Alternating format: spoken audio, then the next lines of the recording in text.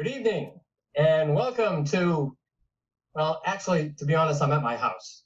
But this evening, Norton Cable Access Corporation is pleased and proud to sponsor a debate for those seeking the office of Selectman or Select Board in the town of Norton. My name is Bill Gouveia. I'm your current town moderator for a few more days, as well as a columnist for the Sun Chronicle. I will serve as moderator for the debate tonight. Norton Media Center is part of a nonprofit corporation run by the Norton Cable Access Commission.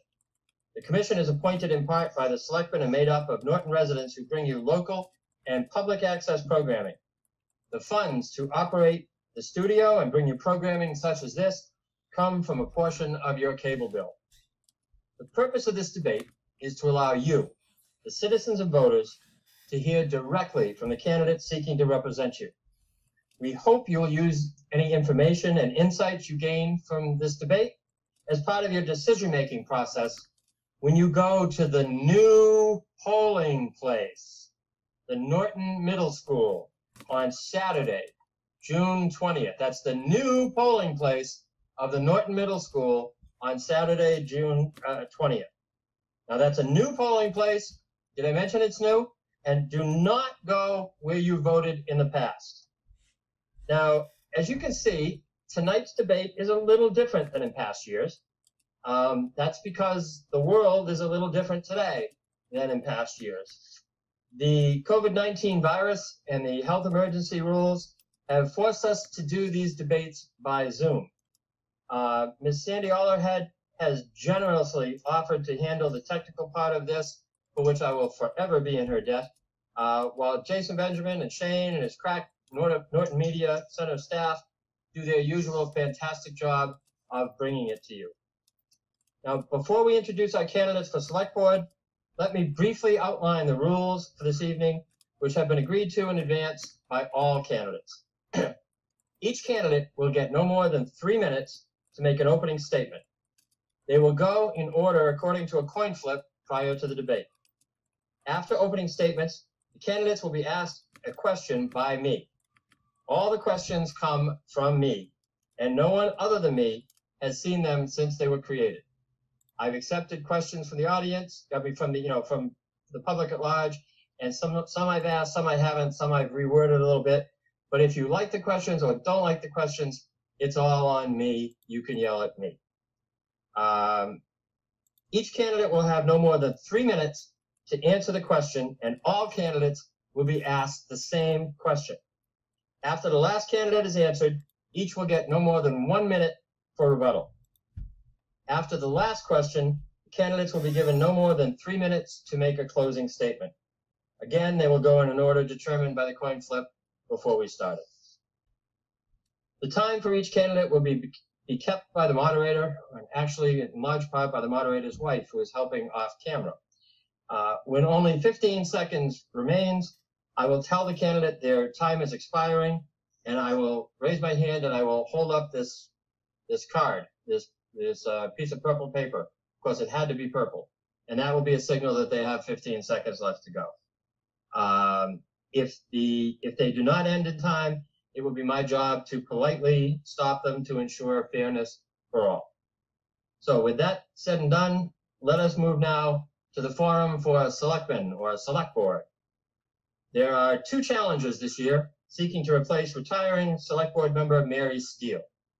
It is my pleasure to introduce them. Our first candidate, going alphabetically, is Mr. Kevin O'Neill. Welcome, Kevin. And with him is Mr. Michael Toole. Candidates, welcome to the Norton Media Center debate. And now, according to our coin flip, we will start our opening statements. And the opening statement will begin, let's see, that's with Mr. Toole.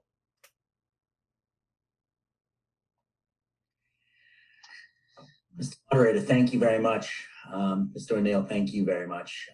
And Norton neighbors, thank you for watching this debate for Selectmen. I hope you and your family are both healthy and well. And in this June 20th election, I can earn your vote. Currently, Norton has many great initiatives underway with the development of a new master plan, which has been absent for over 20 years. We have a new charter commission evaluating our current form of government. We finally have the new water treatment facility coming online, and it's already starting to make a difference. And we've got commercial development on Birch Street that's going to really jumpstart business within the town. Well, these initiatives are great, and we're going to see the benefits for over many years to come. We still have many challenges, such as addressing the decaying infrastructure in town with Town Hall and the Council of Aging, improving our zoning within town to support business growth, addressing the lingering water issues. Even though the water treatment facility is open and making a difference, we're still seeing people that are affected within town. And finally, addressing the lingering financial issues in town that have hurt us for many years. And those things are really very, very important that we have to address. Is with these challenges in mind and my love for this town, that's why I decided to run for the Board of Selectmen. My experience as an entrepreneur and executive that has developed and implemented strategic plans while managing multi-million-dollar budgets is what makes me uniquely qualified to be a member of the Board of Selectmen. Is the major reason why I wanted to be part of the reestablishment of the Industrial Development Commission, a volunteer position that advocates and helps promote business here in town. This is very, very important. We have to start thinking on how we can grow business in town and change that 85-15 formula to a 75-25 residential versus commercial base. And that will help us grow here. As a selectman, my goals are simple. Work with the town manager to provide the FinCom a 5-year financial forecast. You watch the meetings on the finance committee and you realize they're struggling because they don't have those forecasts for the future. Finalize an infrastructure plan within the town. Work for more transparency and information sharing with residents on different town committees and projects. Ensure that the strategic master plan is implemented to help grow revenue in town. And while those are just some of the things I want to work on, I would encourage you to visit my website at votetool.com for more information about my candidacy, and I hope to earn your vote on June 20th. Thank you.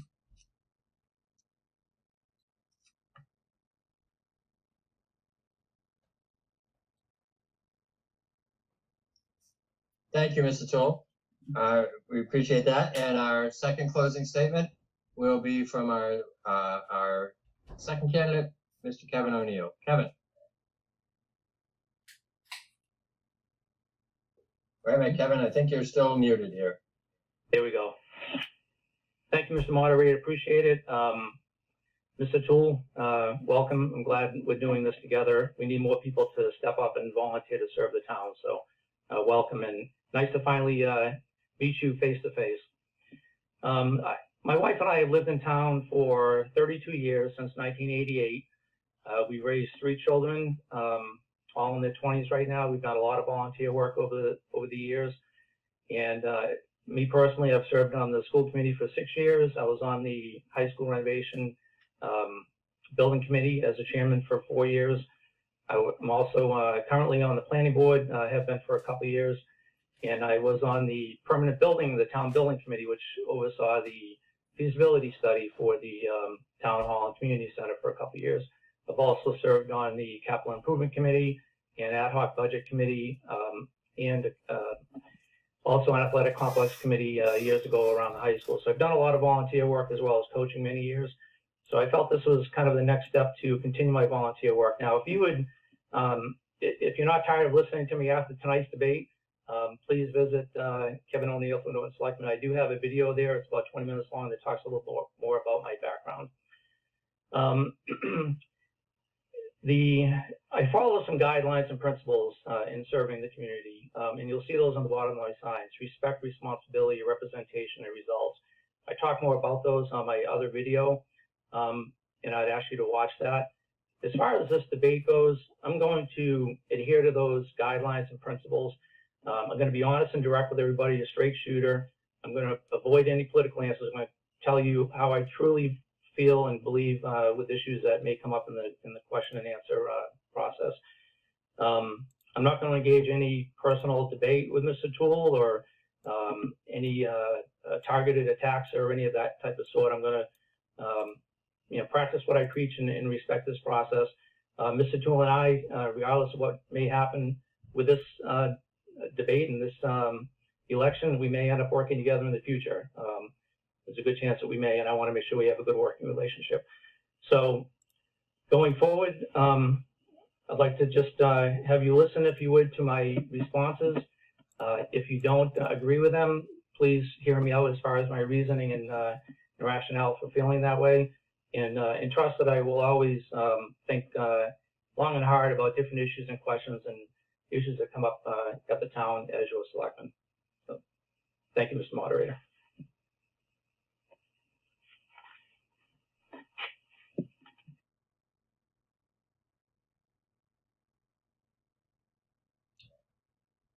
Okay, there we go. But thank you very much, Mr. O'Neill.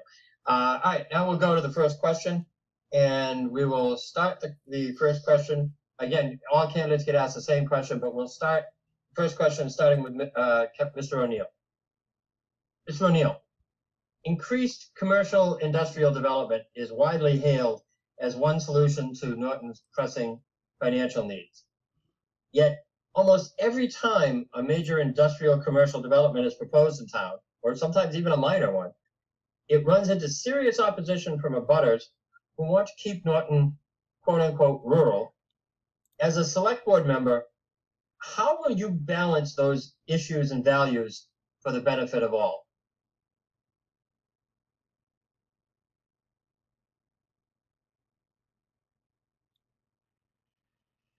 Thank you, Bill. If you don't mind me calling you Bill versus Mr. Moderator. Every delay here, we have to unmute ourselves. So for the public, if you're wondering why there's a delay, that's why. So currently, speaking of abutters and major industrial and commercial development, I happen to be the closest residential developer, closest residential abutter to the Condyne development going on Leonard Street right now, which, when completed and built out, will bring in anywhere from $800,000 to $1.5 million in incremental tax revenue, plus any excise taxes for vehicles housed on those lots. So that's going to be a huge win for the town of Norton when it comes to industrial and development tax revenue. Part of the process was the second phase of that project is very close to some abutters, and being on the planning board, a lot of this happened before I was on the planning board, but I know this developer met with those abutters and residences to make sure that they addressed their concerns through screening, through setbacks. Some of the buildings, the actual docks are on the front of the building, so that the employee parking is at the back. That reduces the impact to the abutters. So it's very important to consider the abutters and the neighbors and the community when accepting industrial and commercial growth. We moved to town back in 1988 because Norton was a very rural community with very rural character, a lot of open space, and it still is. With planned growth, with industrial and commercial growth in the right areas where people are least impacted, I think is what we need to continue to do going forward. And with the project on Leonard Street, for the most part, that's a great development. As I mentioned, there are some abutters that are impacted, but for the vast majority of the town, they are not, and those abutters were addressed. So every project has to have its own merits and has to be discussed with the planning board and the board of selectmen, as well as the town manager and the industrial development commission when they reach out to potential businesses that want to move to town. So it is a balancing act, Bill, and through careful consideration and thought and planning and reaching out to the residents of town through public hearings and things like that, I think we can accomplish both goals of increasing development and tax revenue while maintaining the quality of life for the residents of Norton.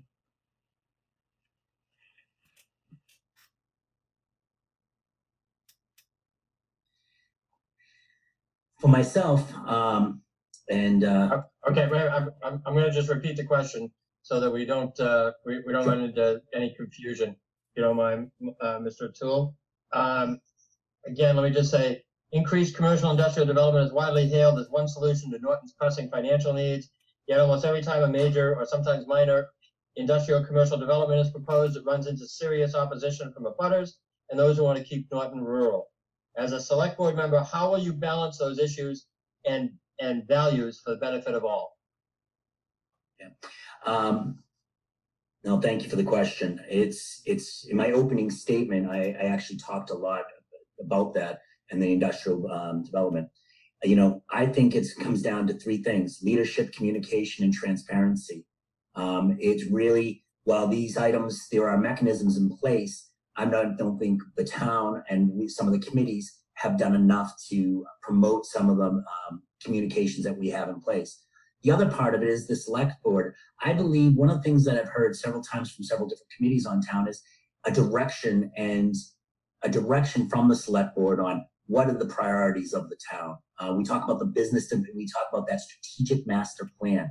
We haven't had one in 20 years, which you wouldn't run a business this way. You wouldn't run a business without having a master plan in place.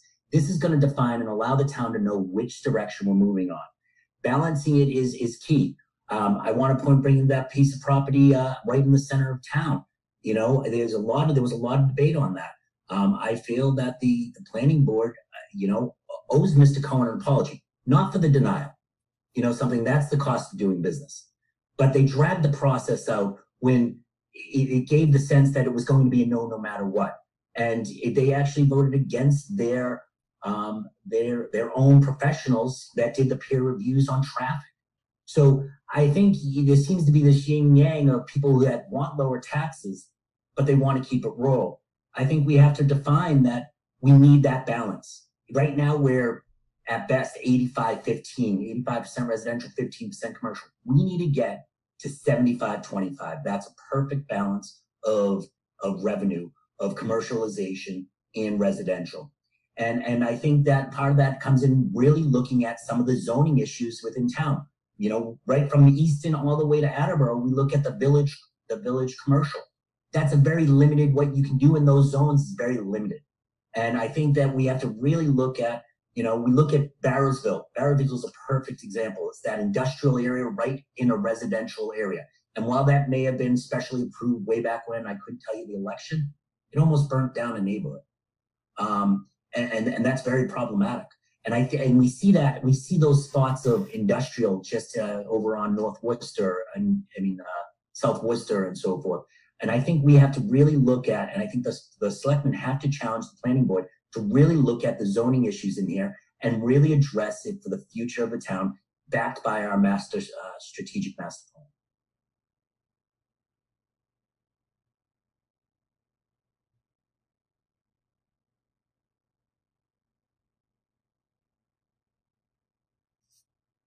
Thank you very much, Mr. Toole.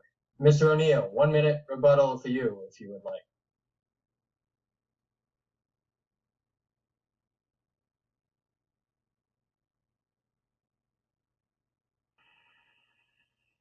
Here we go.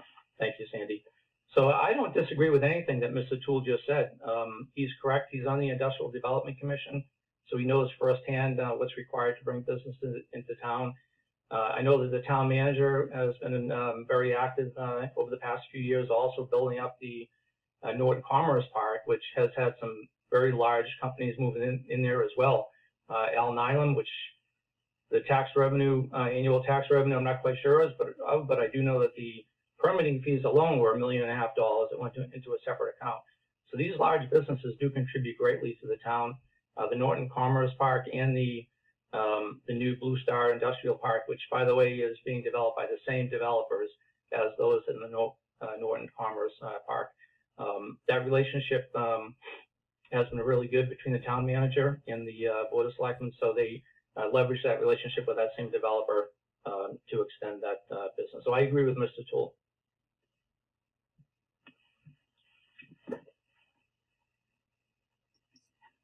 Thank you, Mr. O'Neill. And Mr. Toole, 1 minute for you, if you'd like, for rebuttal. Again, I think we've done great. You know, one of the things that we are a diamond in the rough, Norton is, we got 2 495 exits. We're 50-yard line between Providence and Mansfield. We have a lot of property that's developed, we're able to develop in town, but we've actually have to overcome some of the hurdles we have within the zoning problems. You know, when I look at, like I said, that in the center of town, that piece of property, and you know, that was $80,000 a year worth of minimum, $80,000 a year worth of tax revenue. And we have to make sure that we're not getting in our own way to develop this, and especially in zones that are commercial. People expect there to be business in that area, but that piece of property has been empty for 10 years, and the planning board dropped the ball on that that project, in my opinion. Thank you. I surrender. Thank you, Mr. Toole. And now we'll go to our second question, and we'll begin this question with Mr. Toole. Mr. Toole, the elected Town Charter Commission is currently reviewing changes to the town government. Now, it has voted, and it's been 4 or 5 months since it voted, to recommend moving to a town council form of government that would eliminate both town meeting and the position of moderator and the selectman. It's obviously been a while since that's happened. You guys, I say guys because fortunately you're both male, but you folks as candidates, I'm sure running for selectman, are aware of it. If you're not, shame on you. But avoiding the political answer, are you in favor of this or are you against it? Straight up. Wow, you want me to brass tax it, Bill, huh? I think that was pretty clear. Yep. Yeah, exactly. No, I've supported the Charter Commission and looking at this. If you ever want a good night's sleep and you're having trouble sleeping, read the town charter. I think Mr. O'Neill's probably done it as well as we're preparing for this job. I'm glad they're doing it. I'm excited about what they're working for. If a couple of things, obviously, while I support the Charter Commission, I do worry about voices being lost. That's very, very straightforward. I do worry that they're all at large seats. I really believe and support precincts, and I know they're still debating some of these fine details, but as a whole, if COVID has taught us one thing, town meeting is, it's been tough to get a budget passed. It's tough to get certain articles passed. It's almost our town is frozen. And so on those ideas, I do support the charter, and I think it's time to look for that. I think I'm most excited about what they're looking at is they're looking at all forms of government.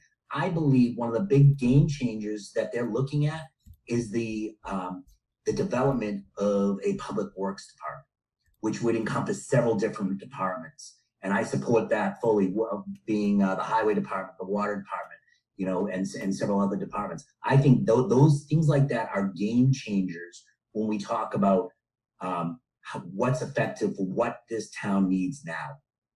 And that's what I'm excited about. So to answer your question in a brass tacks, yes, I do support the Charter Commission and their recommendation. It looks like their recommendation to change the government. I really am excited to see the final details. And unless it goes off the rails, I would be supporting it when it's election time in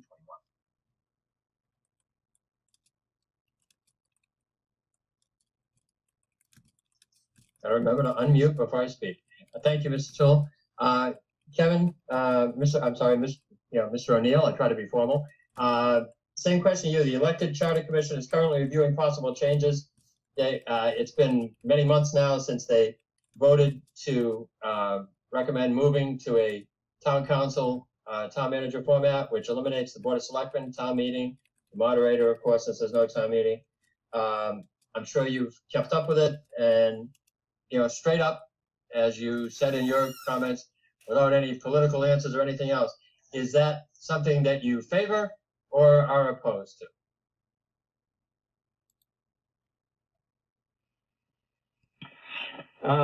So as you mentioned, Bill, they've been working on this for a while.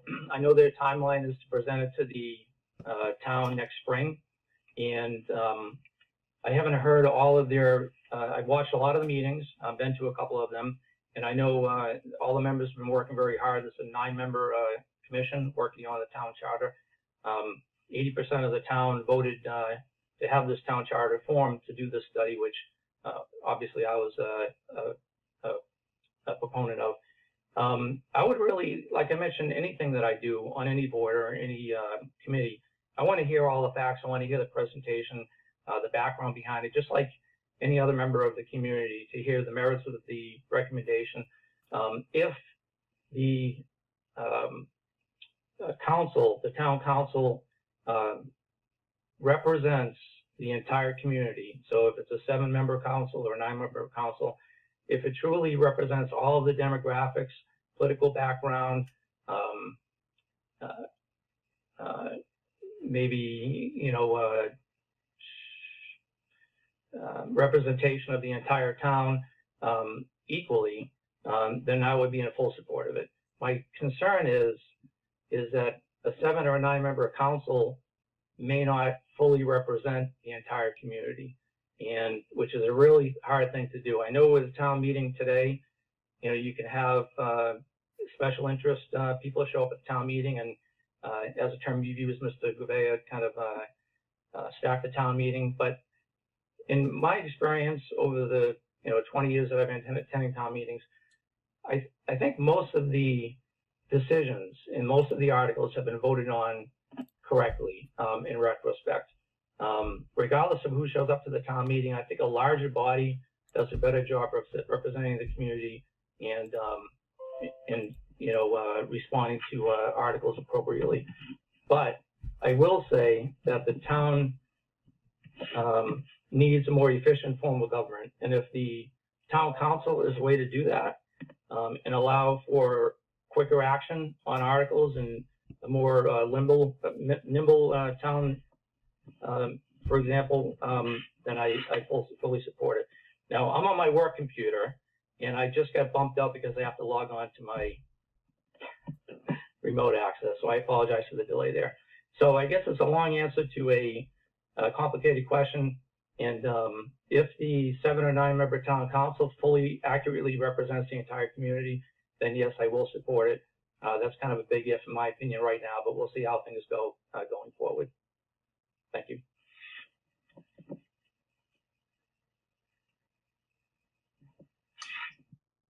And I'm going to go to Mr. Toole for 1-minute rebuttal, but I will remind you both that you don't have to know the details to know if you're in favor or not of the concept.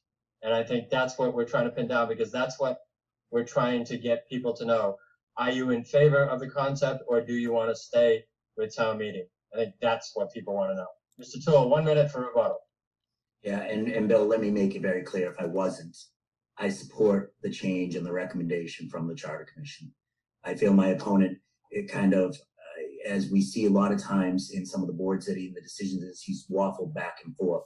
I do not waffle. I want to be very crystal clear on this. I will be very decisive with the knowledge that we have in hand. Everything that they have proposed in the draft, and I've been following the group very closely, and hopefully the whole town is following the group, because it really is about our future. They have thoroughly tore the charter apart, and the recommendations they make, I think, are beneficial for this town. And I believe a town council is the direction we need to move forward with going forward. I think the town meeting is an antiquated method, and I do support the Charter Commission and their current recommendations now.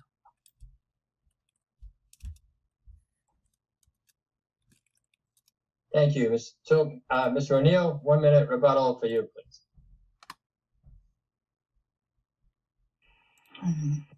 Thank you, Mr. Gouveia.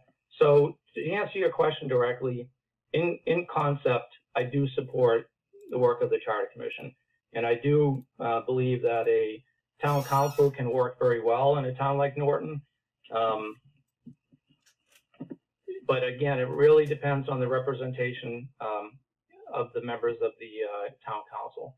I really don't like taking the voice of town meeting away from the general public. I do think that the people that attend town meeting are better educated and knowledgeable of the articles, and all in all, like I mentioned, I think they do a good job voting the articles appropriately over the years that I've seen. But in concept, in theory, I do agree with the work that the Charter Commission has done.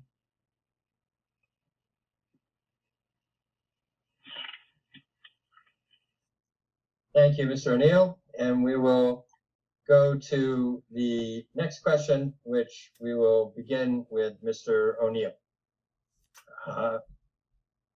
Mr. O'Neill, almost every candidate for almost every town office talks about the need for change, yet change is difficult to achieve. It's nice to know what you want to do as a select board member, but the best of intentions don't mean much if you can't get it done. So talk to us about how you will get any changes that you want to institute done and why you will succeed where others perhaps have failed.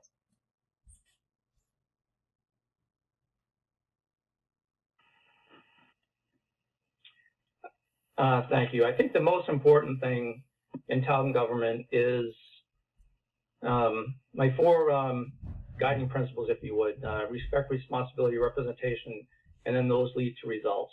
I think it's really important to communicate and understand your role in town government, whatever that may be. The Board of Selectmen, to your point, Bill, doesn't have complete authority over everything that happens in the town.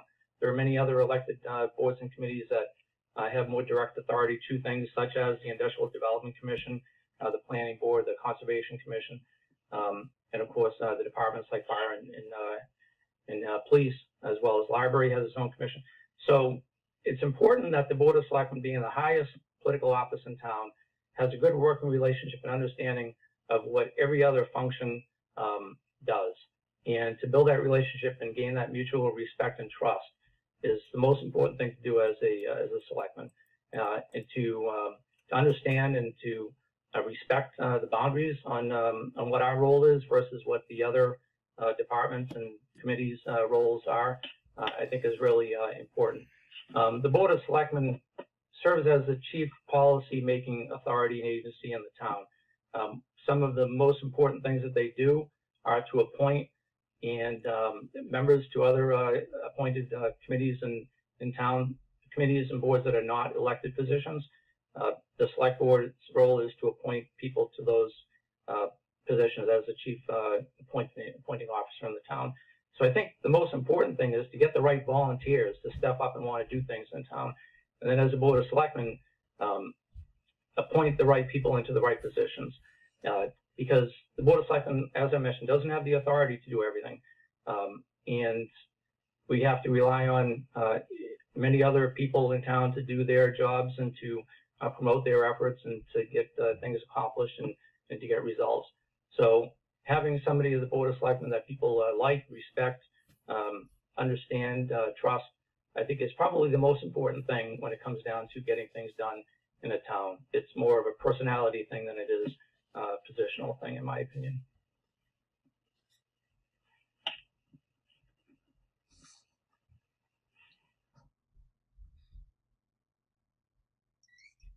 Thank you, Mr. O'Neill.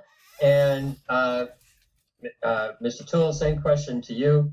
Almost every candidate for almost every town office talks about the need for change, yet change is difficult to achieve. It's nice to know what you want to do as a select board member, but the best of intentions don't mean much if you can't get it done. Talk to us about how you will get the changes you want to institute done and why you will succeed where perhaps others have failed. An elegant way of saying talk is cheap, and that's, and that's, it is, talk is cheap. This is what I see is right now is missing from the Board of Selectmen. And I'm very excited about the strategic master plan, and I keep talking about it. And I think I'm the only person in town that's really excited about it, because I don't believe people understand what that does, and it gives direction here. As a member of the Board of Selectmen, I really want to focus on business development. And while we have organizations such as the Planning Board and different the conservation commissions that each have their mission, finance committee, they haven't gotten any guidance from the Board of Selectmen. And part of it is we haven't set clear identified goals for the town manager. We haven't set any guidance for the finance committee. We haven't set any guidance, and I'm not saying that they're going to act on it and they have to do what we say. I understand they're independent bodies working within their right, but I think it's important that the leaders of this town give these boards guidance, and we haven't seen that. Every year I know the board of selectmen do a review of our town manager, but to the best of my knowledge, and I've asked the question here and there, I haven't seen goals set for him. And and it's easy to say he's not doing this and not doing that, and he's falling short here and there. But I've managed people in business. I would never ever criticize someone if I didn't set goals for them. And I think that is very important with the planning board. I think that's very important with FinCom. I think that backed with a strategic plan is going to be able to allow us to look at things like how we attract more business to town, how we want to see Norton 20 years from now, right? If I hear people say cut through town one more time, I want to pull my hair out. Something, Norton's more than a cut through town. It's like I said, we are a biopharma gold town that basically means that we're ready to receive pharmaceutical industry. We've got 2 exits on 495. We've got I haven't even talked about people. I've lived here over 10 years, and my family goes back much longer than that. And they are my best friends. They are hardworking individuals that are fiscally conservative and believe they want to make sure that their tax dollars are spent well. So how does the selectmen do this? We basically set goals, and we basically have the leadership and offer the communication. I've talked about this already, and transparency. We need to set goals for all there and use the tool of resolutions. If we believe a certain thing should be done, if I was on the board of selectmen, and I keep talking about that project Cumberland Farms, and everyone knows that it was under my skin, I would basically say the select board needs to make a vision. Thank you very much, and that's, sorry for my soapbox.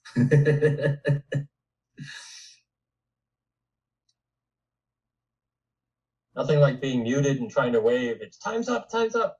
Mr. O'Neill, same, 1 minute for rebuttal, if you'd like, anything you want to do on that question.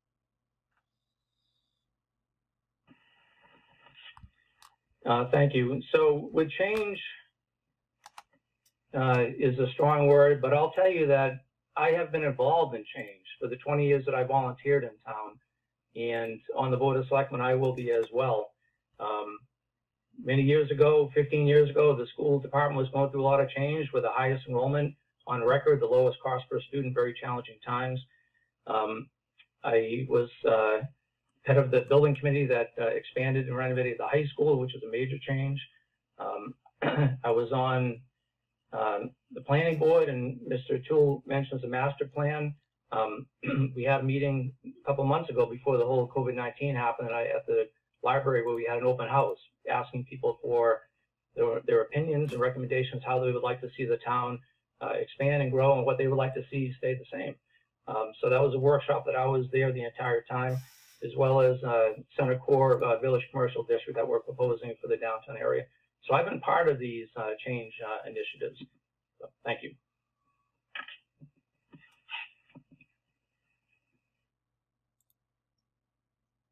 Thank you, Mr. O'Neill. And Mr. Toole, 1 minute rebuttal if you would like.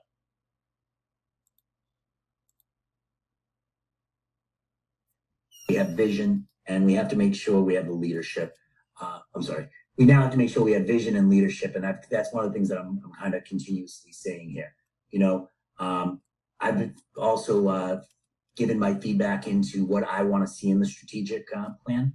And I think that's going to really define who we are as a town and really set the vision.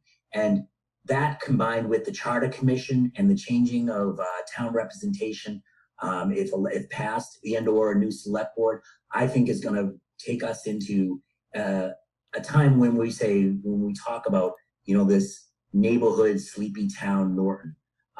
I'm excited. I think the Norton's best time is in front of it, not behind it. And this isn't about how many committees you served on, the time you have. It really is about your vision and leadership you can bring to the board.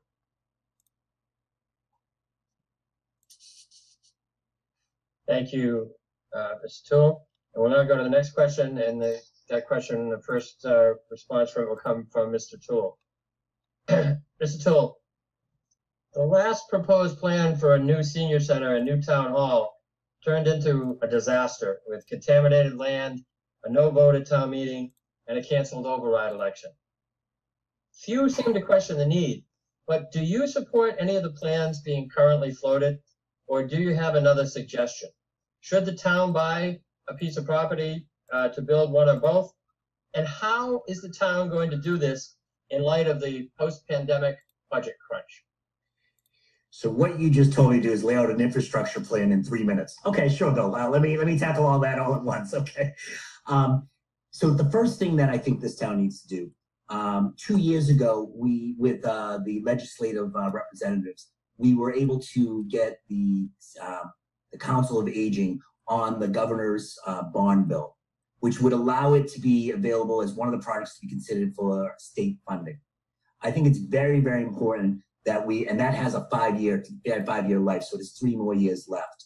I think it's important we work with our legislators immediately and get a new town hall on that bond bill consideration. I think when I hear the numbers of 25 million and so forth, I am like everyone else. How the heck do we pay for that? I don't think we can pay for that by ourselves. Do I support an infrastructure plan? Yes. Do we need a town hall? You know, there's a lot of debate. Well, who goes to town hall? You need a town hall. You need a council on aging. I think we have to be creative. If we're not going to, I'm excited to see what the final recommendations of the permanent building committee will be for these projects. But I do support it. I think we have to figure out ways to beyond just a regular debt exclusion, because right now, I think, if I'm not mistaken, we're paying almost $2.5 million on debt exclusion, on debt that we've financed. You know, the new, the middle school, I believe the library and the police station, I think, fall within that. I mean, those are just $2.5 million annually that we're paying out. I don't think that to do debt exclusion by ourselves, or to take the debt on by ourselves, isn't the right way. To do debt exclusion would be the way. But I think that we have to really work with the state to come up with a plan on how we're going to try to achieve that in the bond bill, because the town hall has been cited, as we know, some of the issues that they were cited for on safety. But if you've walked into the clerk's office and you see that leaning tower of records that sooner or later is going to fall, it's just not. It's not safe. It's not. It's getting to a point where the town manager may have to step in and say, my people can't work there. And I don't think the town's ready for that conversation. We, as selectmen, have to be ready for that conversation, because we are there. And the Council of Aging, as you know, this is one of the populations within our town.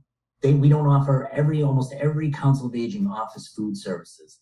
And if you've ever talked to Beth Rossi and you see the emotion from her and her commitment to the people, the elderly within this town, it's really heartbreaking of what she wants to do, and she can't do it because she's limited by space. So I think we have to look at all options, even temporary options, to kind of bring improvements while we try to look at a possible municipal center. And I think that's one of the things that we have to start looking at, the space that's there for a permanent municipal center. Thank you. Thank you, Mr. Toole. And Mr. O'Neill, same question to you. The last proposed plan for a new senior center and a new town hall turned into a disaster with contaminated land, a no vote at town meeting, and a canceled override election. Few seem to question the need, but do you support any of the plans currently being floated, or do you have another suggestion? Should the town buy property on which to build one or both? And how does the town do this in light of the post-pandemic budget crunch?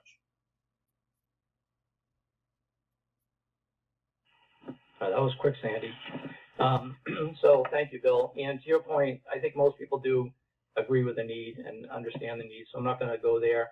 But I was on the permanent building committee for 2 years. As you know, I sat through all of the meetings, reviewed all of the data, all of the surveys and the space need requirements, and all of the background that led into the design of the 2 buildings.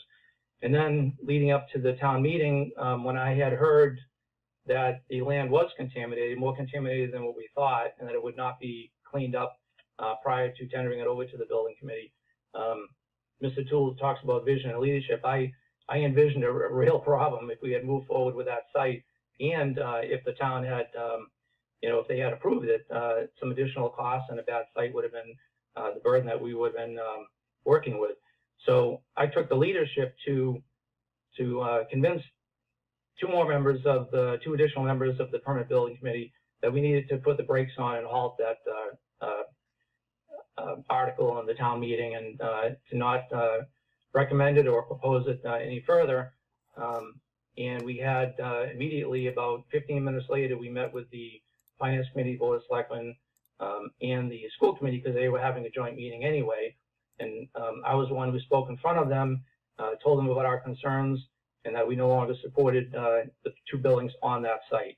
So that could have been a real disaster going forward.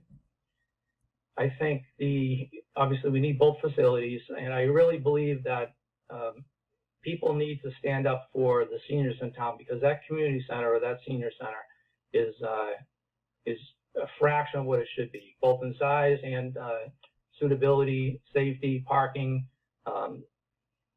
space, the resources that it provides. Thank God we have Beth Rossi in the town to do what she can with what she has. But I believe that the town hall should probably be built right next to the existing town hall on the vacant land, utilizing all three properties to a degree, with a developable plan next to the police station. And I think the community center should be built on a separate lot, one that I don't think the building committee has identified yet, and hopefully that will come to light in the future. But I don't think the sites we're looking at right now for the community center are the best sites. I think we have at least one or two better sites. So I'm in full support of supporting that and recommending it to the town, and let the town decide if they want to support one or the other or both projects through 3 different articles. Thank you.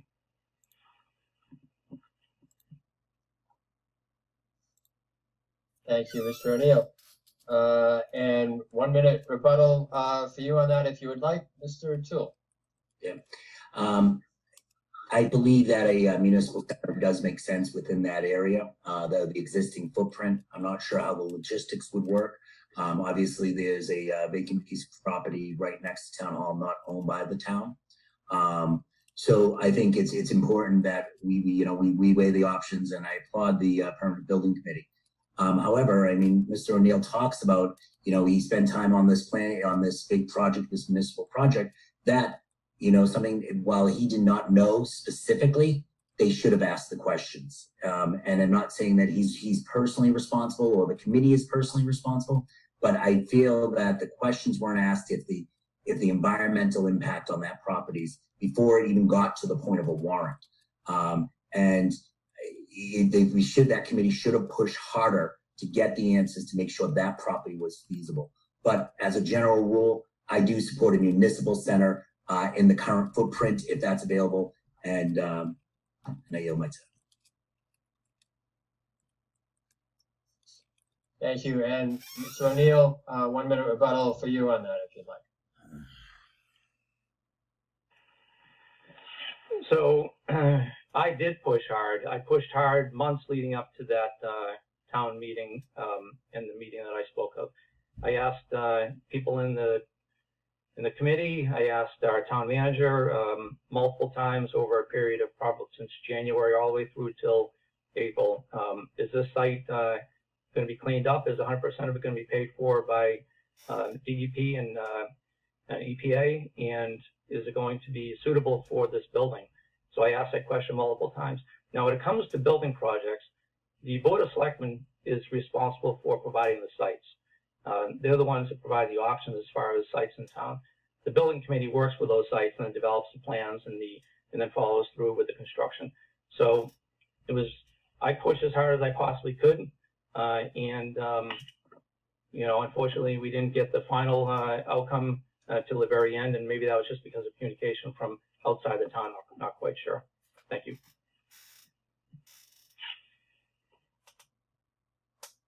Thank you very much. And now, I know you'll be terribly disappointed, but no matter how much you beg and plead, this next question will be the final question before we go to our closing statements.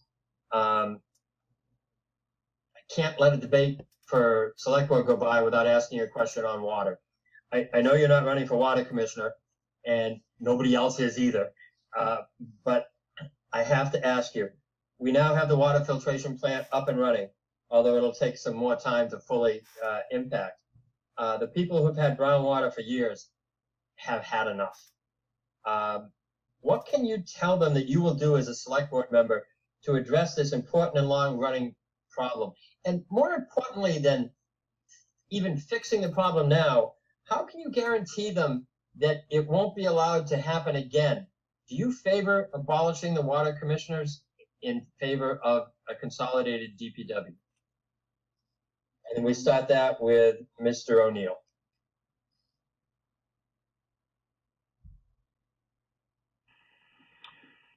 So, Mr. McVeigh, I have not considered the abolishing the water department for a DPW, so I don't want to guess and give you an answer that I haven't really thought about. So I can't answer that directly.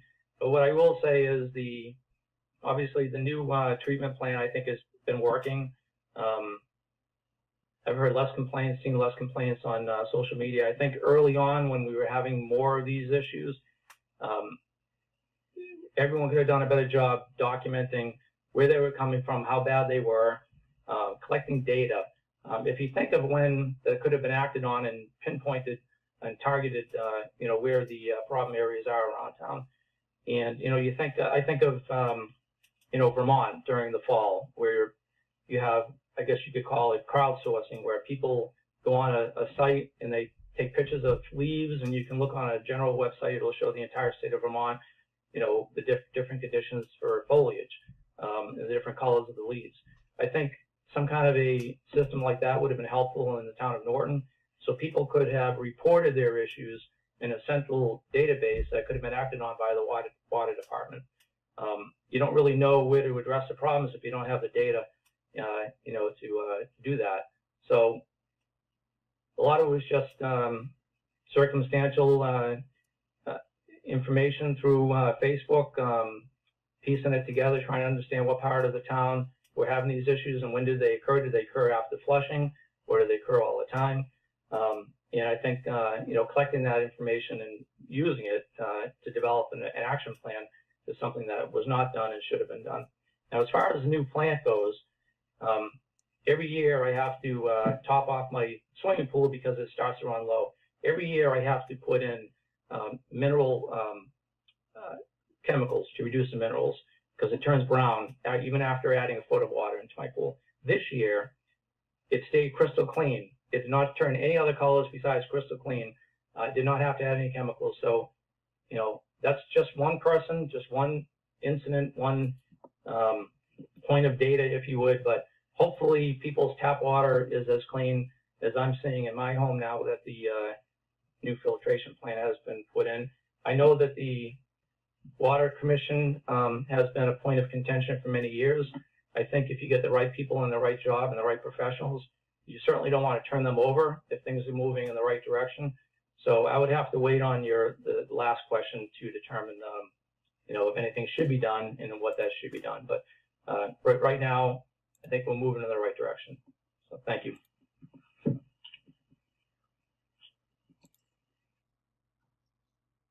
Thank you, Mr. O'Neill.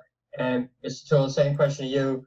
Again, I know you're not running for water commissioner. Nobody is. But given that we now have the water filtration plant up and running, and it will take some time to fully feel the impact, but the people who have had groundwater for years have had enough.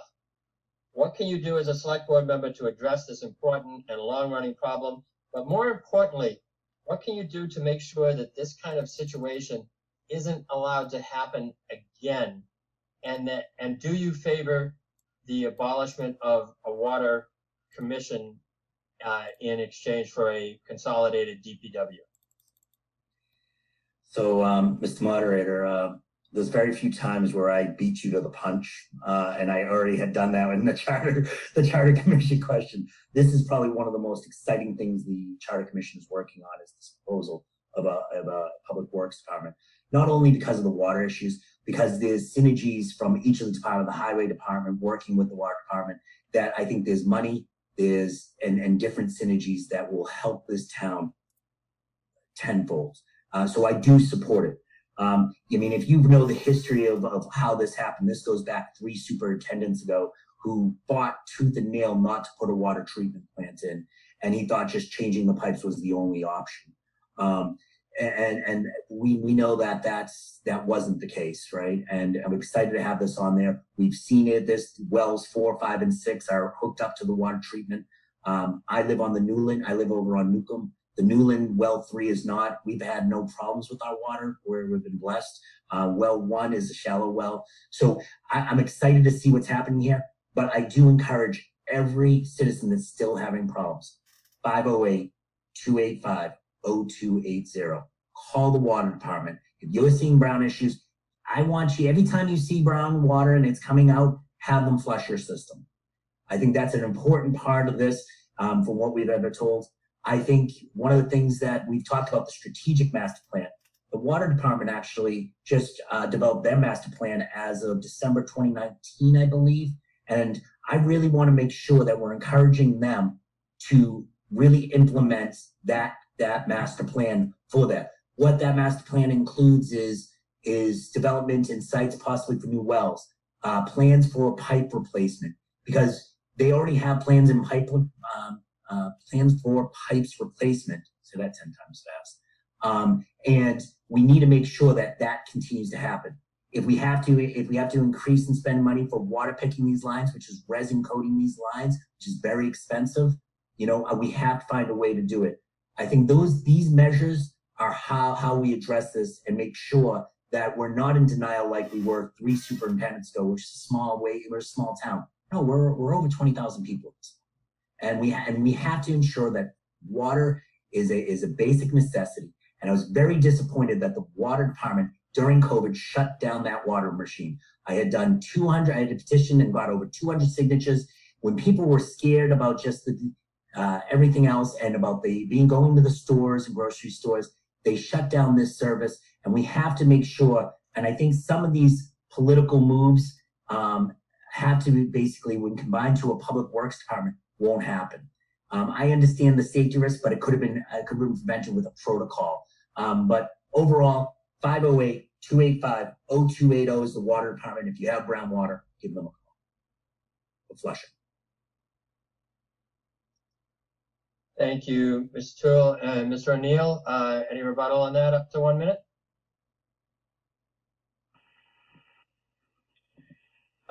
Thank you. So one part of your question, I realize I didn't answer. How are we going to make sure that this doesn't happen again, isn't allowed to happen again? And I think if we have some kind of a dashboard, like I mentioned, where people have the mechanism to complain and explain their colored water, and it's listened to and it's captured, and other people, in addition to the water department, has visibility to it, then action can be taken. For years, I'm appalled at the condition of water for many of our residents. And for me, if I had those water conditions, it would be my number one concern, number one issue whenever I elected anybody. So I want people to understand that I know how bad it was, and I have a lot of friends that have suffered from it. And if it relapses, then it will be a priority for me to get it fixed.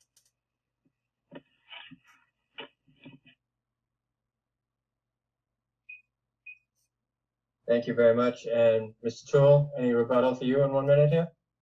Yeah.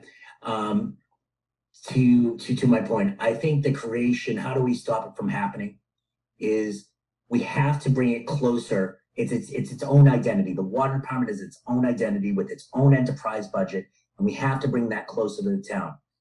The select board can say all they want that, we want you to do this, or we recommend you to do this, and they can tell us to pound sand. And that's not really an option. And I agree. I think most of the people in this town would say, I agree with that completely. So I think the bringing them closer and making sure that, and watching this, that it still gets better. We're not 100% yet. We have to get there. And we need to know exactly. And I want to basically make sure that the troubled areas we're addressing and have a solution to make sure that it happens. And there's a plan to make sure, because this is a heavy metal, coats the pipes. We have to change the pipes through the town so it doesn't happen again. And we have to make sure there's a plan to address that. It's a very expensive option, but it has to happen.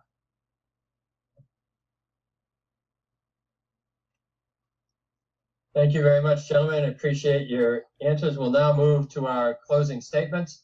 And according to our pregame activities here, the first closing statement will come from Mr. O'Neill.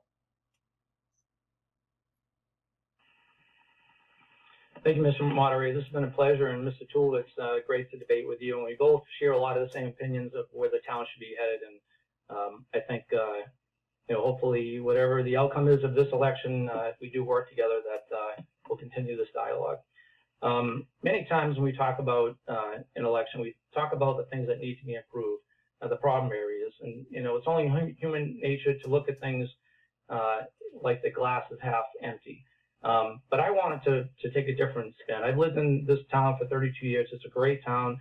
We have great neighborhoods, outstanding fire and police department, very safe community, among the top 5 safest communities in the state, relatively affordable in comparison to the towns north of us. And of course, there are many things that we can work on to improve upon, but you know, we have a lot to be thankful for. We have great employees at the town hall. The town manager has made some great new hires throughout different departments in the town hall. They're all very good employees. You can see a lot of that coming through with this COVID-19 efforts. Since I've been here, I've seen a new library open up, a new police station, a new middle school, the high school renovation. Seen a lot of growth occur, and a lot of quality of life improvements in general.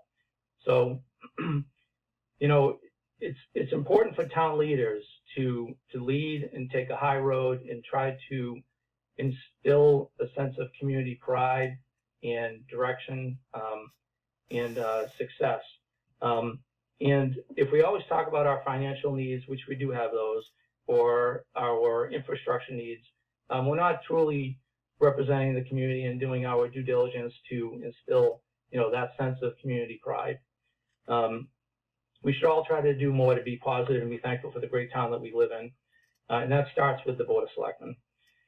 I ask for your support on June 20th for Board of Selectmen. I will serve you well with humility. I'll take the experience that I've gained over the years to that position. I've been open, honest, and transparent. Hopefully you appreciate that. At this point, with the remaining time that I do have, too often we don't recognize the people that have served the town for a long time properly. I wouldn't be sitting here if Mary Steele was running again. Mary Steele, current Board of Selectmen member, has decided after 15 years to no longer serve the community. And I want to make sure that she got her due recognition with the work that she's done, the sacrifices that she made, raising 4 children, taken away from their events and sports and school activities. And I wanted to thank, end this debate on my side by thanking Mary Steele for the outstanding support and community support and recognition that she deserves. So thank you, Mary. Thank you very much, Mr. O'Neill. And Mr. Toole, your 3-minute closing statement, please. Kevin, you stole my thunder. Thank you, Mary. Neighbors, June 20th is not about the past, or how many committees someone has served on. It's about leadership and vision. My leadership comes from running a successful business where I've created jobs, managed million-dollar budgets, and have made tough decisions. Not always the right decision, but I've been decisive with the information I've had at the time. FDR once said, the right decision is the correct one. The second right decision is the wrong one. The worst decision is to do nothing, is not to make a decision. My opponent has been served on many committees, and I thank him for his service. I just want to make sure that we have, I bring a sense of leadership, and I don't waffle on these decisions. I usually have very strong opinion, and with the information that is provided, doesn't mean I don't change my mind. But I will stick with my decision, and even if it's unpopular. This is how we are different, me and my opponent are different. And I promise the voters and my neighbors not to shy away from tough decisions. And we'll explain the rationale even if unpopular. This combined with my goal of responsibility of growing commercial business in town, I'm asking for your vote on June 20th for Selectmen. Please visit votetool.com after the airing of the debate I'm going to do a post-debate review to just talk about my vision going forward for the town. I thank Mr. O'Neill for taking time and discussing the issues. And finally, thank you, Bill. 46 years of service, and you'll be stepping down from moderator after this election, as well as thanking Mary Steele, who has served this town on the Selectmen. And Selectmen is a thankless job, and she's done it with class and thoughtfulness, and we appreciate both of your services. But again, on June 20th, please vote Michael Toole for the Board of Selectmen. I yield my time.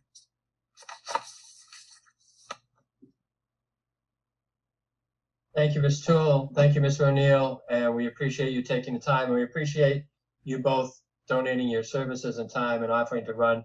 It's not an easy job. It's not an easy thing to do, and people don't really appreciate it. So congratulations and good luck to you both. Now that completes our debate for this evening. I would like to thank our candidates, Kevin O'Neill and Michael Toole, for giving of their time to run for office and to give you the chance to hear their thoughts and positions. We wish them each good luck on June 20th. I would also like to thank Jason Benjamin and Shane and everyone at Norton Media for doing the real work and making the production possible. Without Norton Media Center, the voters would not have this opportunity to hear from their candidates directly. And thank you to Sandy Ollerhead for her great help in running this Zoom meeting and making it all possible. We really appreciate that. Lastly, we remind everyone that Election Day is Saturday, June 20th. That's Saturday, June 20th. That's a change from the usual Monday or Tuesday that you may be used to for a town election. And the polling place has also changed. It will be at the Norton Middle School and not at the high school as in the past. The polls will be open from 7 a.m. to 5 p.m. And if you are unable or don't want to vote in person for obvious reasons these days, you may obtain absentee ballots in advance from the town clerk's office. You can see the links on the website. It's a painless way to get that done. We all understand the stress and pressure on people these days as we deal with the ongoing effects of COVID-19 on all our lives, but we hope you can find a way to vote one way or another in this important election. It always amazes me how many people come out to vote for president and then how few come out to vote for their select board and other local offices. Your local government plays a much more direct role in your life as a citizen. If you don't believe that, then the next time someone proposes something in your neighborhood, or the train line is coming close to your home, or your municipal sewer connection is costing you a fortune, call the president. Then call your select board member or your planning board member and let me know who gets back to you first and has more impact on your situation. And lastly, before I close, as was pointed out, I'm your moderator for about 10 more days. And it has been an honor and privilege to serve as your moderator for the last 12 years. It's been an honor and privilege to serve as a town official in one strange capacity or another for the last 46 years. And I just want to thank you. I think I've gotten a lot more out of it than you probably have in terms of satisfaction and giving back. And I really appreciate everyone that I've got to work with, helped, ticked off, all those things. So thank you very much from the bottom of my heart and from my family's heart. Your local government plays an important role in your life, folks. It's your duty and your responsibility to take an active part in choosing the people who run it. Please do so safely and all stay healthy. And please remember, your vote is more important today than ever before. For Norton Media Center, I'm Bill Gouveia. Thank you and stay healthy.